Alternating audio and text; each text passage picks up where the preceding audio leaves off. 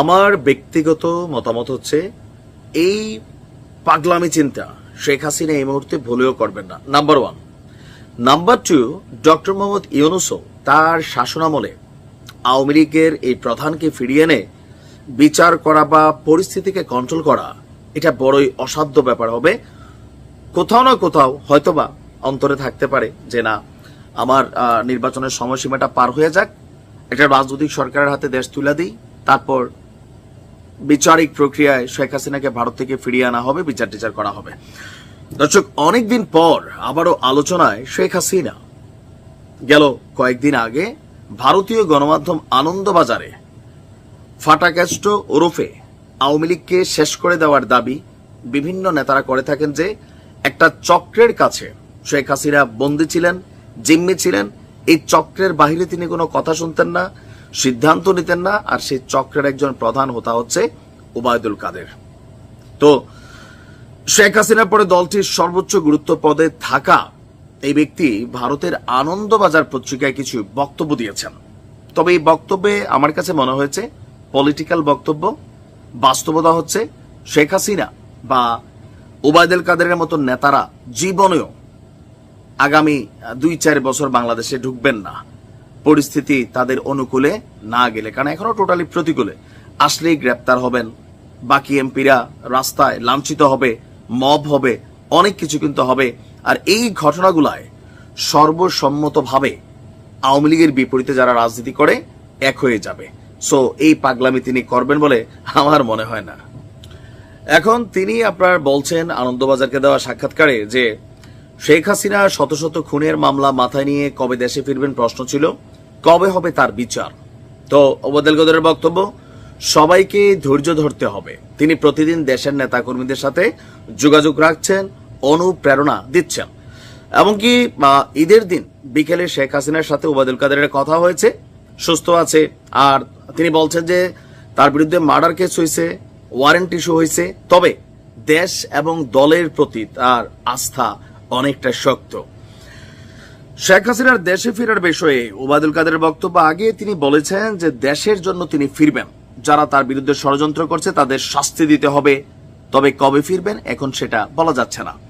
সবকিছু নির্ভর করছে দেশের রাজনৈতিক পরিস্থিতি, জনগণের মনোভাব, আন্তর্জাতিক প্রেক্ষাপটের উপর। আর 2026 সালে যে নির্বাচন, সেই নির্বাচন নিয়েও সন্দেহ প্রকাশ করেছে ওবায়দুল কাদের। তো ওনার সন্দেহ প্রকাশে না প্রকাশে কিছু যায় আসে না। তবে শেখ হাসিনার বাংলাদেশে ফিরা নিয়া যে প্রশ্নবোধক চিহ্ন বা আনন্দবাজার বা বিভিন্ন গণমাধ্যমে যে নিউজগুলো আসছে, আমি হলফ করে বলতে পারি এটা ভাই পাগলেও বোঝে। আওয়ামী লীগের গত 17 বছরের শাসনামলে শত শত না হাজার হাজার ভুল করছে আওয়ামী লীগ। এই ভুলগুলা ইভেন বিপরীত দলগুলোকে রাজনৈতিকভাবে এতটাই কোণঠাসা করছে, সারা বাংলাদেশের বিএনপি বা জামাতে যে সকল নেতাকর্মীরা জেল খাটছে, মিথ্যা মামলার আসামি হয়েছে, পরিবার থেকে বিচ্ছিন্ন হয়েছে, এরপরে ধরেন গুম হয়েছে, হয়রানি হয়েছে, সবাই উৎপাইতা বৈশা আছে।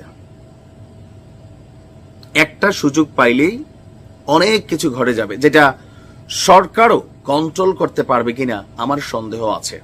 যদি খবর আসে যে শেখ হাসিনা দেশে ঢুকবেন, আপনি দেখবেন বিএনপি, জামাত ইসলাম, এনসিপি, ইসলামিক দলগুলা বা আরো যারা, তারা সবাই একত্রিত হয়ে 32 যেমন ভাঙা দিছিল, ঠিক ওই রকম আরো খারাপ পরিস্থিতি দেশে তৈরি হবে। আর বাকি রইল নির্বাচনে জয়ের বিষয়। হ্যাঁ, এখনো বাংলাদেশের কিছু কিছু জায়গায় আওয়ামী লীগ জয়লাভ করবে, 2-4-10টা সিট পাবে, এটা বাস্তব। কিন্তু বাকি জায়গাগুলোতে বা জনগণের প্রতি যে ইফেক্টের একটা ইস্যু আছে, জনগণ যে ইফেক্ট হয়েছে, তো সেগুলোর কি একটা জবাব লাগবে না? এই যে দাগগুলা, ক্ষতগুলা, এগুলা মুছতে সময় লাগে ভাই। আগামী 7 বছর, নির্বাচন হয়তো আরো 1 বছর পরে 5 বছর, 6 বছর বাংলাদেশ আওয়ামী লীগ কাকতালীয় কোনো ঘটনা না ঘটলে জনগণের কাছে যে ইমেজ, সেটা ফিরাইতে পারবে না, জীবনও পারবে না। অনুতপ্ত হইতে হবে, ভালো কাজ করতে হবে, ক্ষমা চাইতে হবে, ভুল স্বীকার করতে হবে। তারপরে যেই সরকার ক্ষমতায় থাকবে তারা যখন ভুল করবে, একের পর এক জিনিসগুলো নিয়ে ঘটনা ঘটবে, তখন হয়তো জনগণের কাছে একটা সময় ফিল হইতে পারে যে না, আবার আওয়ামী লীগরে আনো। তবে দল হিসাবে এই মুহূর্তে সাময়িকভাবে নিষিদ্ধ। তা আমার কাছে মনে হয়েছে এগুলা পলিটিক্যালি আপনার নেতাকর্মীদের উজ্জীবিত করার বক্তব্য। কারণ খালেদা জিয়ারে তিনি জেল খাটাইছেন, জামাতের সর্বোচ্চ নেতাদেরকে ফাঁসি দিয়েছেন, আর যেই পরিস্থিতি ওনার জন্য এগুলা কড়ায় গন্ডায় অপেক্ষা করছে, আপনি চান আর না চান এগুলা ফেস করতে হবে। সো মনে হয় না যে তিনি এই ধরনের আত্মঘাতী সিদ্ধান্ত নেবেন। ভালো থাকুন।